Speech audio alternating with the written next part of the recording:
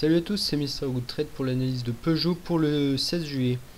J'ai annoncé un trade d'achat sur le bas du canal bleu. Ici, vous voyez, finalement ça a bien marché jeudi, puisqu'on a repris 2% après avoir touché mon support.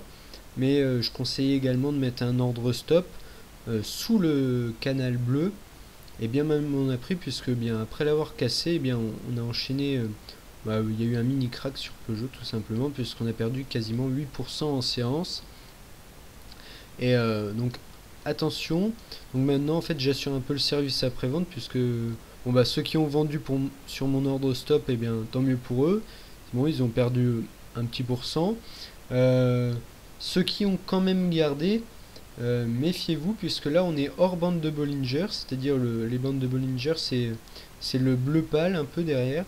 Et donc ce qui se passe généralement dans ce cas de figure, c'est quand on fait une cotation hors bande de Bollinger, eh bien on peut en enchaîner 2, 3 d'affilée, voire 4, mais c'est plus rare.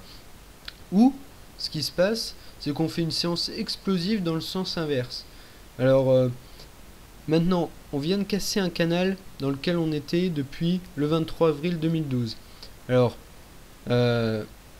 d'une manière générale, ce qui se fait, c'est quand on casse un canal, on vient faire un pullback pour soit confirmer la baisse en rechutant après, soit en indiquant qu'il y avait un excès baissier et en le réintégrant par la suite. Donc la séance de lundi va être intéressante. Si on fait une autre séance hors bande de Bollinger, ça indique qu'on en fera sûrement une troisième. Si on fait une séance en doji, c'est-à-dire à l'équilibre, ou une séance légèrement haussière, peut-être qu'on va venir faire un pullback et on va venir se faire aspirer, donc au moins par le bas du canal.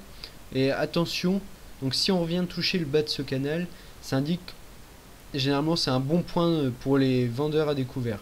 Voilà. Donc méfiez-vous.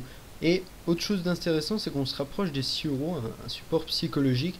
Et pour moi, si on atteint environ 6,20 euros, on se fera aspirer inexorablement par les 6 euros, puisque il n'y aura pas d'acheteurs entre 6,20 et 6 euros. Tout le monde attendra 6 euros. Voilà.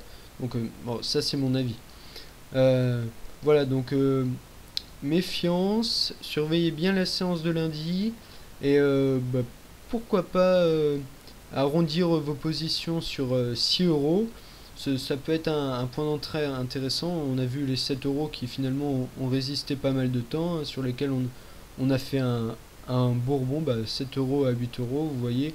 Bon, sur 6 euros, il y aura sûrement il y aura un rebond. Reste à déterminer la taille de ce rebond. Voilà. Donc 6 euros, pourquoi pas. Attention donc au pullback sur le bas du canal. Et attention à la séance de lundi si elle se fait encore une fois hors Bollinger. Voilà, je vous souhaite une bonne semaine et à bientôt.